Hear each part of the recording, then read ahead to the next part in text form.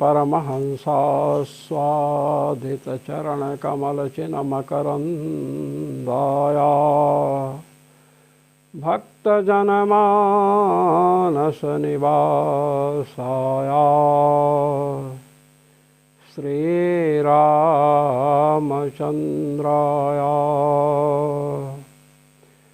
यत्र यत्र रघुनाथकीर्तनं तत्र तत्र कृतमस्तकाञ्जलिं बाष्पवारि परिपूर्णलोचनं मारुतिं नमत राक्षसान्तकम् सीतानाथसमारम्भां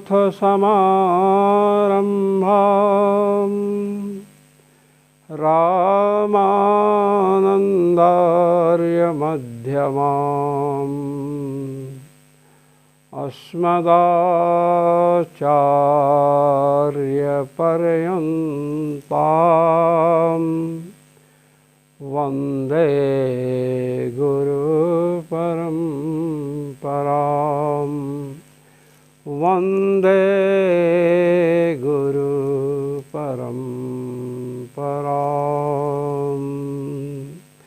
सर्वेश्वर श्रीरघुनाथो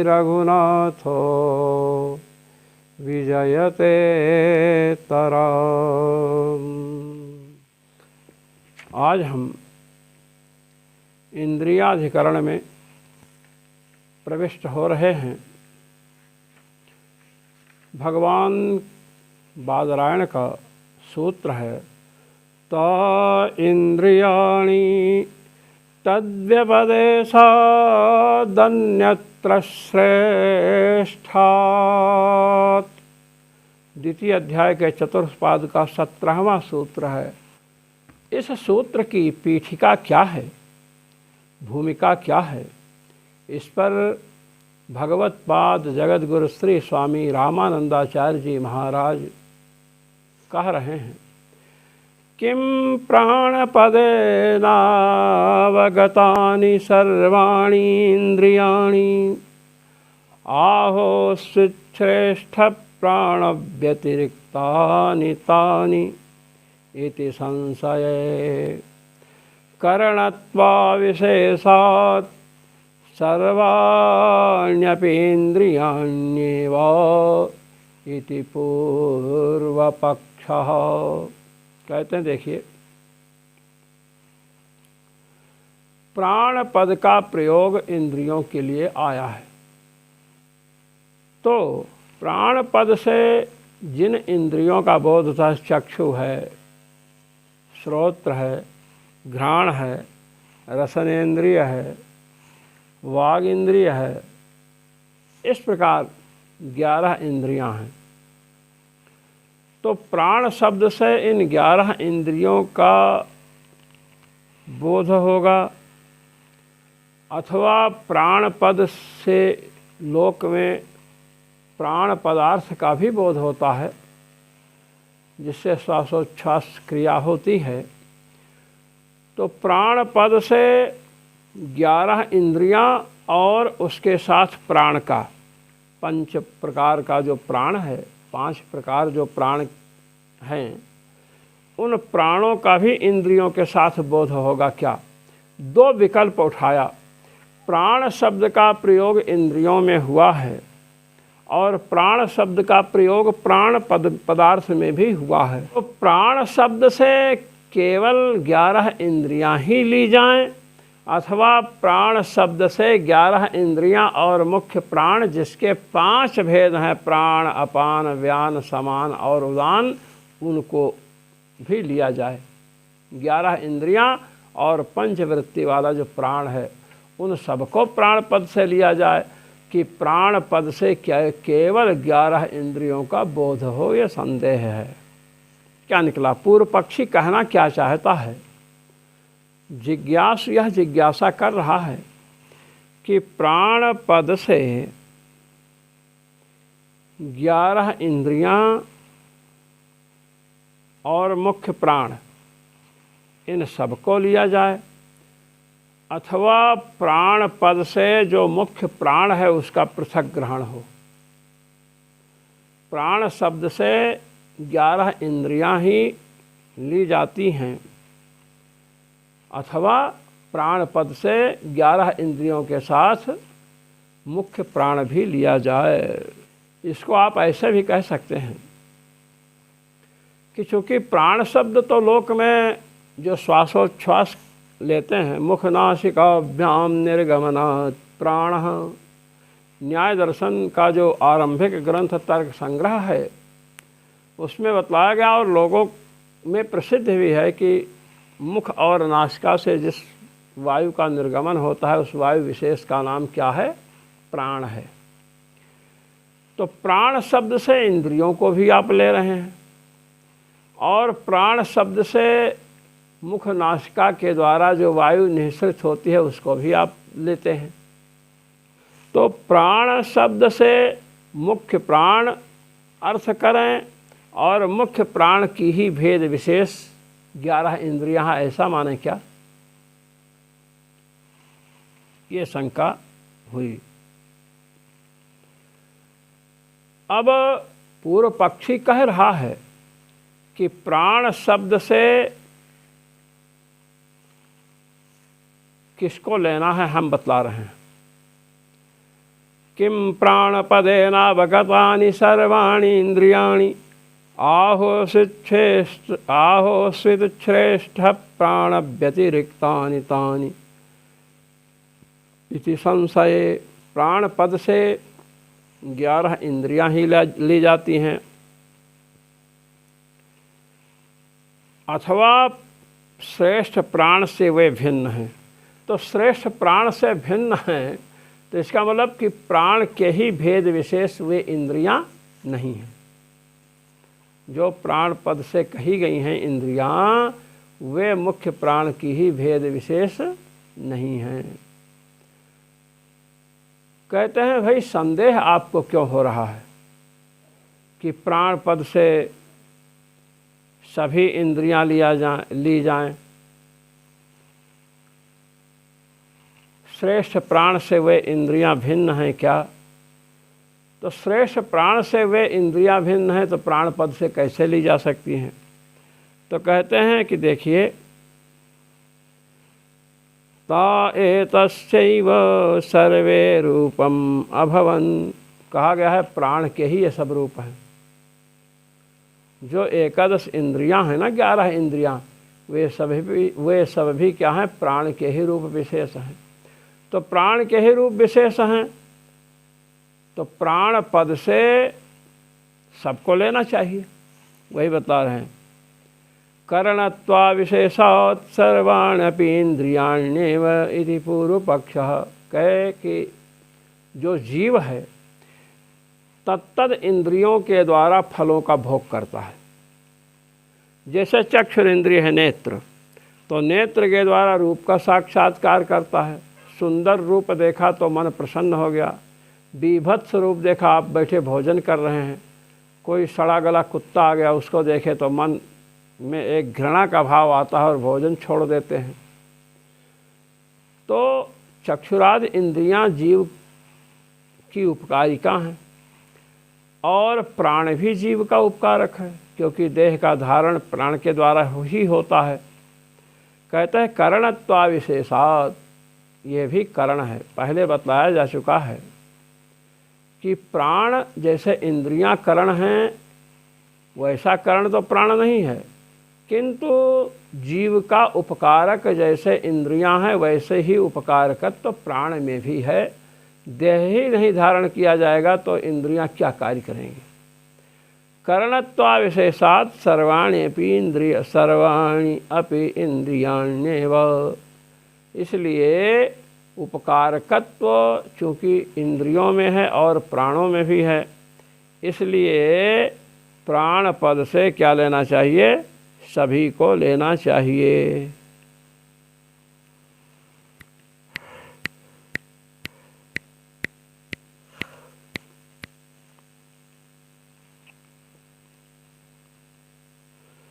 तो इससे निकला क्या? जैसे प्राण की 5 वृत्तियां हैं ना, प्राण, अपान, उदान, व्यान, समान, ऐसे ही 11 इंद्रियां भी प्राण के ही स्वरूप हैं।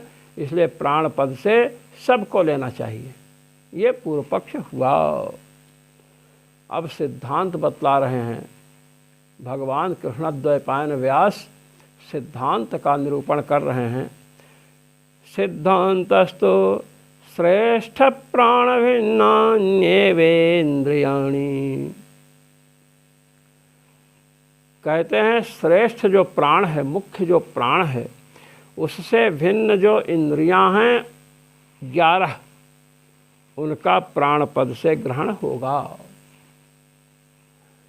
प्राण पद से इंद्रियां और मुख्य प्राण इन सब का ग्रहण नहीं हो सकता। जहाँ भी कथन का रहस्य है कि जहाँ प्राण शब्द से इंद्रियों को आपने लिया है, तो क्या वहाँ प्राण पद से श्रेष्ठ जो प्राण है, मुख्य जो प्राण है, उसको भी लें अथवा केवल इंद्रियां लें? तो बता रहे हैं कि श्रेष्ठ जो प्राण है उससे भिन्न इंद्रियां ही वहाँ प्राण पद से लेनी हैं।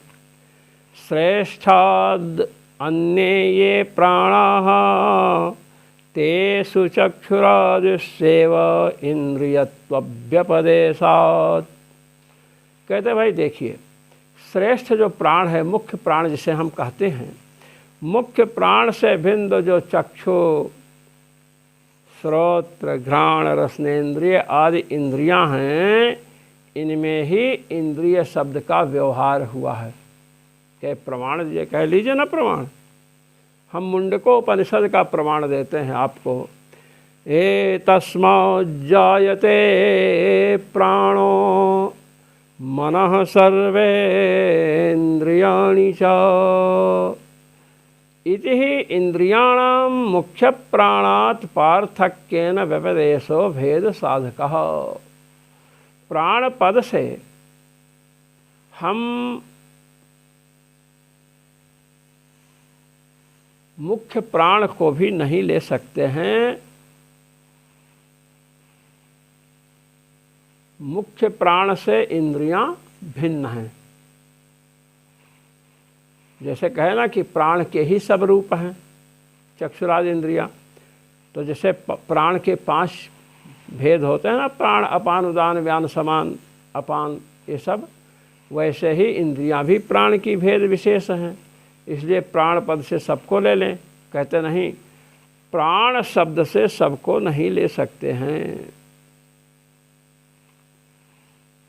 प्राण शब्द से हम सबको नहीं ले सकते हैं। क्यों? श्रेष्ठ जो प्राण है, जो मुख्य प्राण है, उस प्राण से भिन्न जो नेत्र है, घ्राण है, रसनेन्द्रिय है, श्रोत्र है, इनमें ही इंद्रिय शब्द का प्रयोग हुआ है। मुंडकोपनिषद का प्रमाण दिया कि देखिए, मुंडकोपनिषद में भगवान से सृष्टि बतलाई गई, तो उसमें कहा गया तस्मात् जायते प्राणो मनः सर्वेन्द्रियाणि च। तस्मात् माने परस्मात्, परमात्मा, जो परमात्मा है उनसे उत्पन्न होता है। तस्मात् जायते प्राणो, प्राण का नाम पहले आया, प्राण उत्पन्न होता है, मन उत्पन्न होता है और संपूर्ण इंद्रियां उत्पन्न होती हैं। यदि प्राण से संपूर्ण इंद्रियों का और मुख्य प्राण का भी ग्रहण होता, तो फिर वहाँ प्राण शब्द कह ही दिए, तो इंद्रिय का भी ग्रहण हो जाएगा और मुख्य प्राण का भी ग्रहण हो जाएगा। तो सर्वेन्द्रियाणि च, संपूर्ण इंद्रियां, इंद्रियों का इंद्रियत्वेन उल्लेख हुआ और प्राण का प्राणत्वेन उल्लेख हुआ है। तो प्राण शब्द से वहाँ क्या कहा गया? मुख्य प्राण कहा गया। और इंद्रिय शब्द से इंद्रियाणि च, इंद्रियत्वेन इंद्रियों का व्यपदेश अर्थात कथन हुआ है। प्रश्न यह था कि प्राण शब्द से सभी को लिया जाए क्या? 11 इंद्रियां और मुख्य प्राण सबको ले लिया जाए प्राण शब्द से, अथवा इंद्रियां ही ली जाएं? तो कहते देखिए भाई, प्राण शब्द से यदि सबको लेना होता, प्राण और इंद्रियां सबको लेना होता, तो जब प्राण शब्द कह दे एतस्मात् जायते प्राणो, प्राण कह दिया ना, तो मुख्य प्राण और इंद्रियां सब आ गई। तो सर्वेंद्रियाणि च, संपूर्ण इंद्रियां भी उत्पन्न हुई, ये क्यों कहे? तो सर्वेंद्रियाणि च जो कहा गया कि संपूर्ण इंद्रियां भी उत्पन्न हुई, तो इससे क्या सिद्ध होता है कि प्राण शब्द से इंद्रियां और प्राण इन सबको नहीं ले सकते हैं। वहाँ तो प्राण शब्द से पंचवृत्ति वाला प्राण ही लेना पड़ेगा, क्योंकि इंद्रियों का पृथक उल्लेख है। तो इंद्रियत्वेन, इंद्रियों का व्यपदेश होने से जहाँ पर प्राण शब्द इंद्रियों का वाचक है, वहाँ पर प्राण शब्द से केवल 11 इंद्रियां ही ली जाएंगी, मुख्य प्राण नहीं लिया जाएगा। कहते एतस्मात् जायते प्राणो मनः सर्वेन्द्रियाणि च इति हि इंद्रियाणां मुख्य प्राणात् पार्थक्येन व्यपदेशो भेद साधकः। इस मुंडक श्रुति में इंद्रियों का मुख्य प्राण से पृथक कथन हुआ। एतस्मात् जायते प्राणो, प्राण का कथन हुआ, प्राण उत्पन्न होता, मनः, मन उत्पन्न होता, सर्वेन्द्रियाणि च, समस्त इंद्रियां उत्पन्न होती हैं।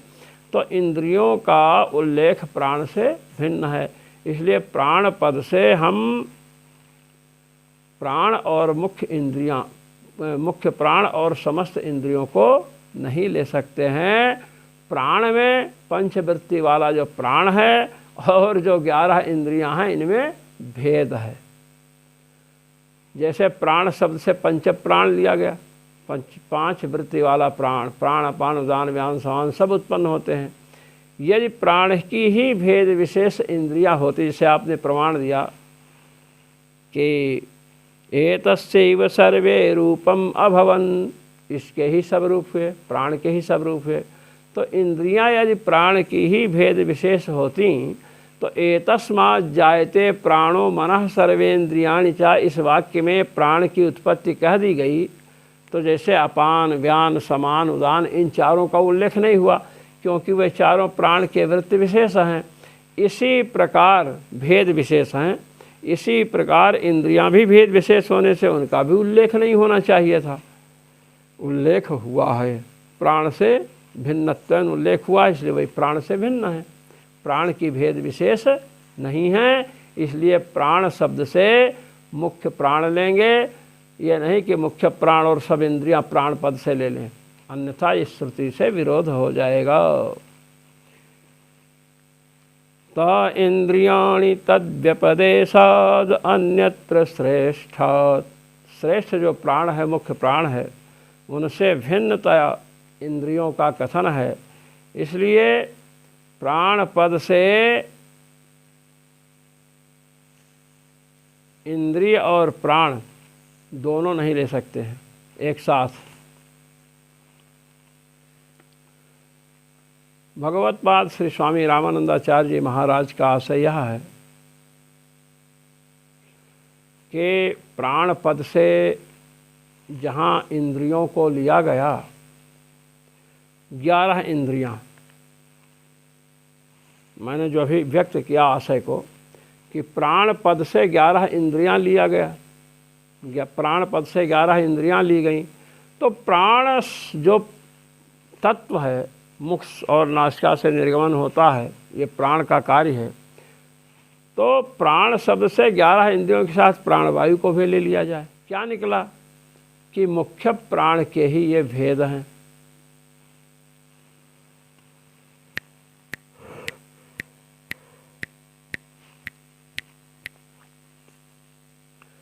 तो कहते हैं कि प्राण और इंद्रिय में भेद है। प्राण शब्द से कहीं कहीं संपूर्ण इंद्रियों को लेंगे, 11 इंद्रियों को लेंगे, किंतु वहाँ पर प्राण शब्द से पंच प्राण जो हैं, प्राण अपान उदान व्यान समान इत्यादि भेदों वाला जो पंच प्राण है, मुख्य प्राण से ही सबका ग्रहण हो जाता है।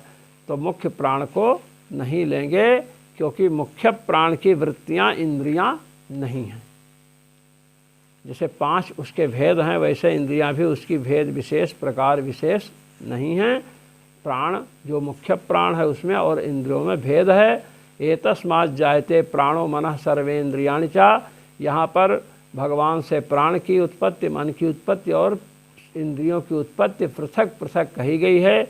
यदि प्राण की ही भेद विशेष इंद्रियां होती तो जैसे प्राण का भेद विशेष अपान व्यान समान उदान है, उसका पृथक उत्पत्ति का निरूपण नहीं हुआ, उनके पृथक उत्पत्ति का निरूपण नहीं हुआ, केवल प्राण की उत्पत्ति कह देने से सबकी उत्पत्ति आ गई। वैसे ही प्राण का भेद विशेष यदि इंद्रिय को मानेंगे तो प्राण एतस्मात् जायते प्राणो, इतना कहने से ही इंद्रियां भी उसके अंतर्गत चूंकि आ जाती व्यान समान उदान के समान, तो पृथक जो है सर्वेन्द्रियाणि च कथन नहीं किया जाता। किंतु भगवती मुंडक श्रुति ने ऐसा कथन किया है, इसलिए प्राण और इंद्रियों में भेद है। इसलिए प्राण पद से जहाँ इंद्रियों को लिया जाता है वहाँ मुख्य प्राण को नहीं लेना है। भेद श्रुतेर्वैलक्षण्याच्च, ये द्वितीय अध्याय के चतुर्थ पाद का 18वां सूत्र है। और भी हेतु दे रहे हैं कि मुख्य प्राण की भेद विशेष इंद्रियां नहीं हैं। इंद्रियां और प्राण परस्पर भिन्न हैं। आनंद भाष्य का आनंद लें। इंद्रियेभ्यः प्राणस्य भिन्नत्वेन श्रुतेः, इंद्रियों से प्राण भिन्न है ऐसा श्रुतियों में श्रवण होता है। भगवान वेद ऐसा कहते हैं कि इंद्रिय और प्राण परस्पर भिन्न हैं। क्या स्पष्ट प्रमाण लीजिए।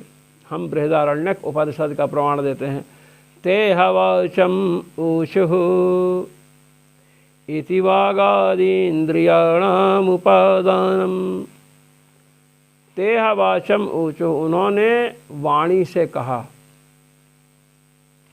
उन्होंने रसनेन्द्रिय से कहा, उन्होंने श्रोत्र से कहा, उन्होंने घ्राणेन्द्रिय से कहा। इस प्रकार वाक श्रोत्र नेत्र आदि इंद्रियों का पृथक ग्रहण किया गया। अब इसके बाद जब सभी इंद्रियों का कथन कर दिया गया, उसके बाद वाक्य आया अथ हेमं असन्यम प्राणम ऊचुः इति पृथक प्राणस्य श्रवणम्।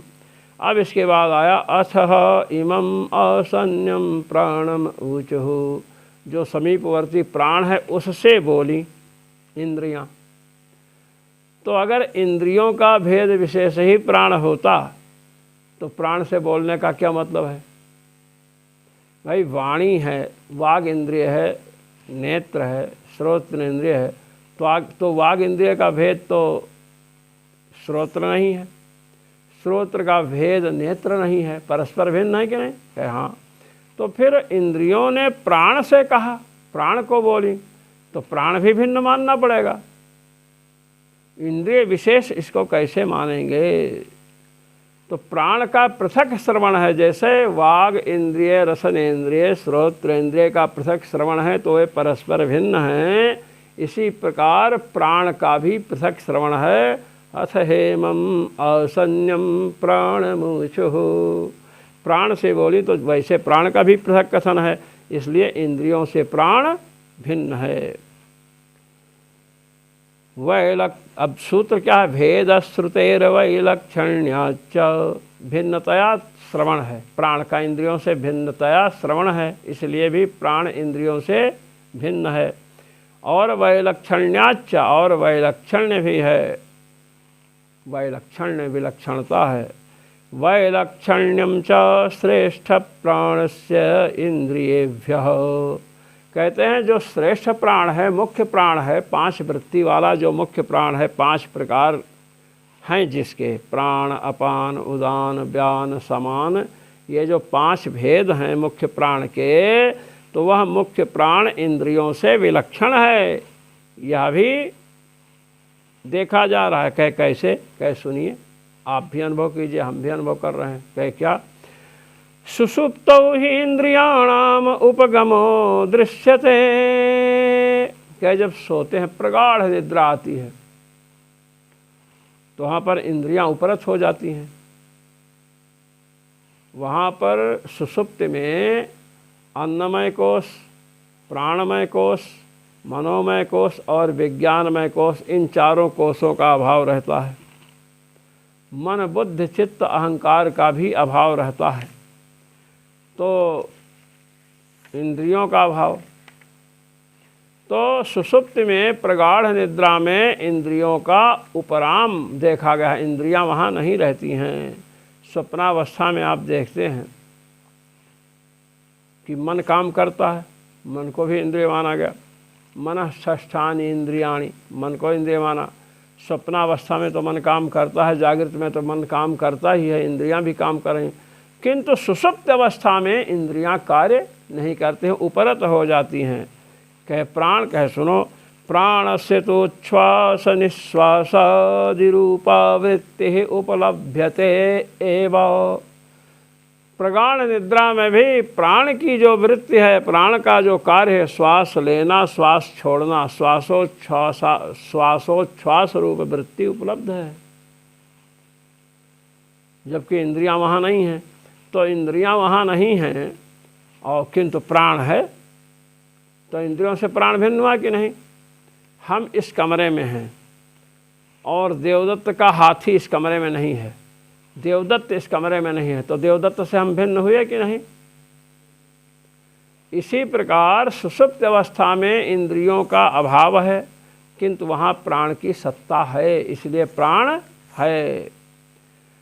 अतएव इंद्रियाणां दशैकं च इत्यत्र एकादशेन्द्रियाणि परिगणितानि। कहते हैं इसीलिए श्रीमद् भगवद गीता में भगवान मधुसूदन ने, श्री देवकी नंदन ने कहा इंद्रियाणि दशैकं च। इंद्रिय 10 और 1 अर्थात 11 हैं। 5 ज्ञानेन्द्रियाँ, 5 कर्मेंद्रियाँ और 1 मन, 11 हो गए ना। 11 इंद्रियों की गणना हुई है। यदि प्राण भी इंद्रिय के अंतर्गत होता तो 5 प्राण ले लेते तो कितना हो जाता, 11 5 16 हो जाता। न प्राणस्य इंद्रियत्वम, भगवत्पाद श्री स्वामी रामानंदाचार्य जी महाराज कह रहे हैं, इसलिए प्राण को इंद्रिय नहीं कह सकते हैं। प्राण और इंद्रियों में परस्पर भेद है। कथन का तात्पर्य यह कि जहाँ पर प्राण शब्द से इंद्रियों का ग्रहण है, वहाँ पर मुख्य प्राण को मत लेना। इंद्रिय और प्राण परस्पर भिन्न हैं। इसीलिए एतस्मात् जायते प्राणो मनः सर्वेन्द्रियाणि च, प्राण और इंद्रियों के भिन्न होने से ही वहाँ पर क्या कहा गया, प्राण। एतस्मात् जायते प्राणो, प्राण की उत्पत्ति बताई गई। चूँकि इंद्रियां उससे भिन्न हैं, इंद्रियों से वह भिन्न है, इसलिए सर्वेन्द्रियाणि च, संपूर्ण इंद्रियों की भी उत्पत्ति का कथन हुआ। इस प्रकार इंद्रियाधिकरण से यह बात सिद्ध की गई कि प्राण और इंद्रिय में भेद है। इंद्रिय शब्द से ही इंद्रिय का विपदेश है, कथन है। जहाँ पर प्राण शब्द से इंद्रियों को कहा गया है, वहाँ पर प्राण शब्द से केवल 11 इंद्रियां ली जाएंगी, मुख्य प्राण नहीं लिया जाएगा। ओम पूर्णमदः पूर्णमिदं पूर्णात् पूर्णमुदच्यते पूर्णस्य पूर्णमादाय पूर्णमेवावशिष्यते। ओम शान्तिः शान्तिः शान्तिः। सर्वेश्वर श्री रघुनाथो विजयते तरा।